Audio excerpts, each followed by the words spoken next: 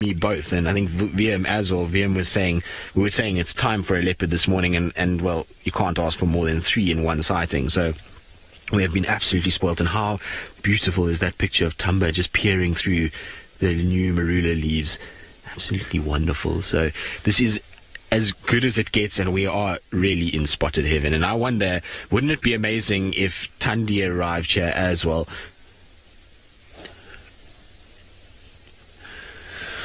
Sean, you're asking whether I think Tingana will carry on tolerating these younger ones as they get older. No, I mean, in the experience of all the male leopards that I've followed over the years, they're tolerant of these young boys while they're still small and they're not scent marking, and they see them more as their offspring. But as they start to get older and bigger and they start to develop, so the males become a lot less tolerant and will actually start pushing them out of these areas and make them sort of go off and become nomadic. So the interesting thing with these 2 young boys, and what is going to make it very kind of different and to follow them around over the next little bit is going to be interesting, is that you've got a situation where Tingana is an aging leopard, so he is still in his prime, he is still dominant, he is still the one that is looking after this area, but at the end of the day he is getting older, and he is about 12 years old now, and so his time is starting to get less and less. And these 2 boys, theoretically, in 2 years' time, if Tingana is 14, shouldn't really be the dominant male, but these 2 boys will then be in prime position for one of them to take over these areas. So it's going to be very interesting to see whether one of these guys ends up being the dominant males in this area and Tingana then becomes the nomad. That's going to be an interesting case. But for now, his relation to them and his demeanor towards them is just ridiculously relaxed, and it's not something that we're going to see very often at all. We know Mvula was like this with his offspring a lot of the time, and even young males that weren't his, he seemed to be quite comfortable to share carcasses. But to see them like this, where Tingana is allowing them to feed and him himself not coming in and imposing himself and trying to feed, is really quite ridiculous. I've never really seen this. Even with Mvula, when there was carcasses, he used to dominate the carcass, push the young males off. He would tolerate them being close by, but he wouldn't let them feed. And you can see here both the young boys are feeding, and Tingana is the one sitting watching. So it is a weird situation, and not something that you would see every day at all.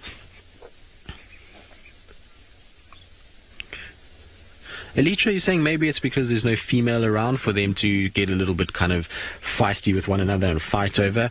Well, it's possible. At the end of the day, it's still with leopards, and we saw this with Thamba and Hosana when they came together at Twin Dams a month ago, is that even if there's no female and 2 young males that are not dominant, they're not mating, they're not pushing for dominance, they will still have a confrontation and still be some sort of aggression towards each other. They were growling and hissing. Yes, they didn't come to physical blows, but there was still some sort of growling and hissing that happened. So there was no female present at that time. This situation, I think it's more a case that Tingana recognizes these 2 individuals as leopards that he spent a lot of time with, that are still young and they are still under his sort of radar in terms of they're not a threat to him. So he doesn't have to worry about them. He knows that they are offspring of his, and therefore he's being a lot more relaxed about the whole situation. It's a really weird one, and like I say, there might be the fact that no female is here changes his whole demeanor.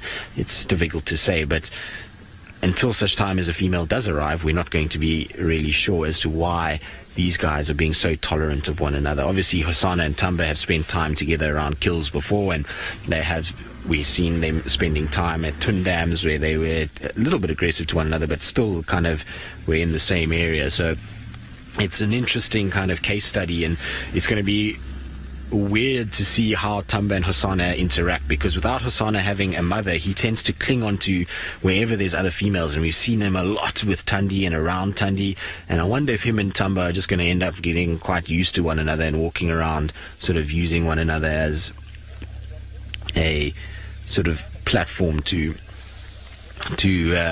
grow up and get used to each other. That's weird. Right, now, because it's Cat Day and because it is a male theme day, we'll have to call it Man Day, we've got a situation where James has also got a male cat. So let's go across to James and see what male cat he's got and what these males get up to in the meantime.